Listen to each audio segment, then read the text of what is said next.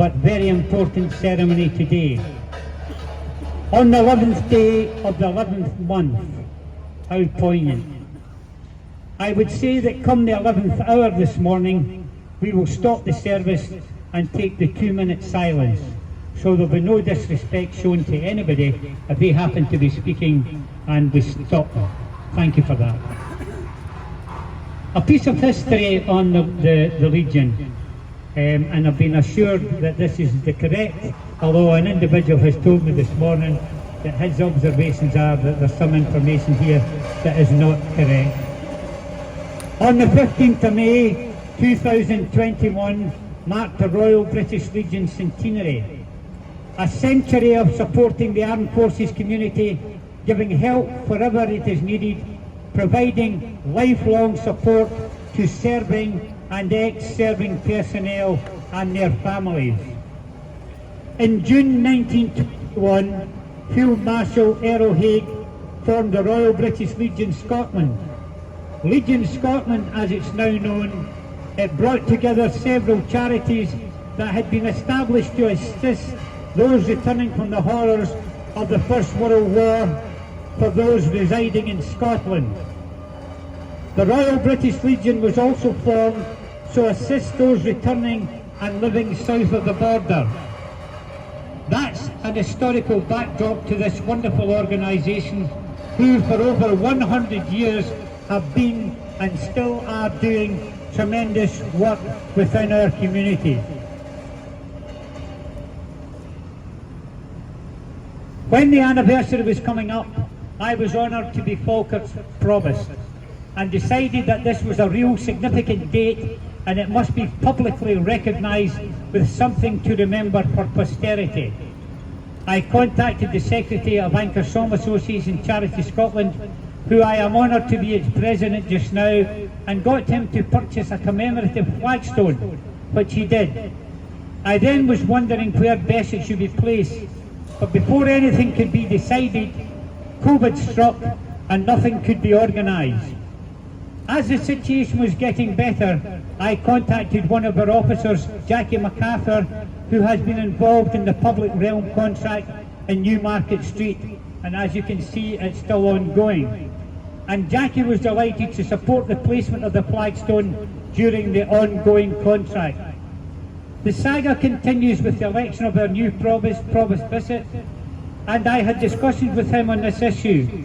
He was delighted to help out and to enhance the project. He has got local company ID Verde to donate a bench. And after 2 years, today is the day to unveil both.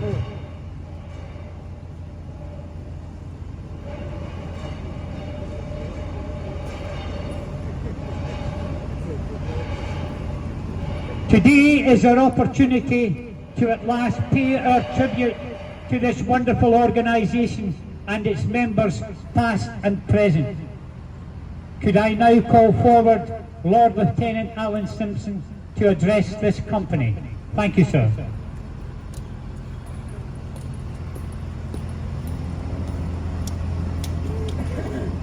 Thank you, Councillor Buchanan. Provost, ladies and gentlemen, it's now over 100 years since the end of the First World War. In fact, 105 years today. So what's the enduring necessity for us all to gather together on the day when peace was finally declared in 1918? Well, at the end of the war, which had seen 700,000 British troops killed and another 1.5 million wounded, what did they come back to? The economy was in tatters, and with it a large number of jobs that people had had before the war no longer existed. So those returning to civilian life had to cope with the prospect of unemployment, financial ruin and homelessness, as well as coping with the psychological trauma suffered as a result of the horrific scenes that they'd witnessed on the front line. Field Marshal Hay, who had commanded the British Expeditionary Force, was appalled by the way the veterans were treated after they were demobilised.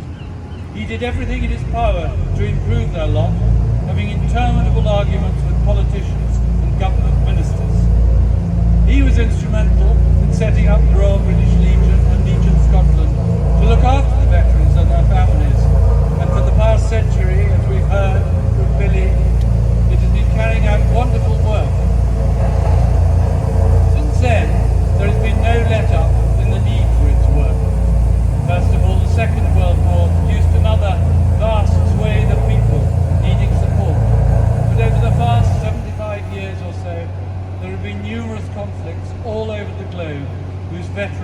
return physically and mentally scarred.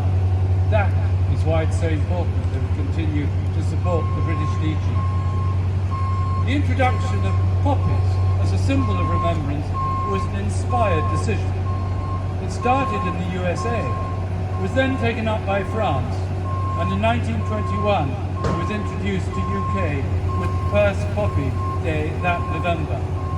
So they really reflect the whole history of the Royal British Legion.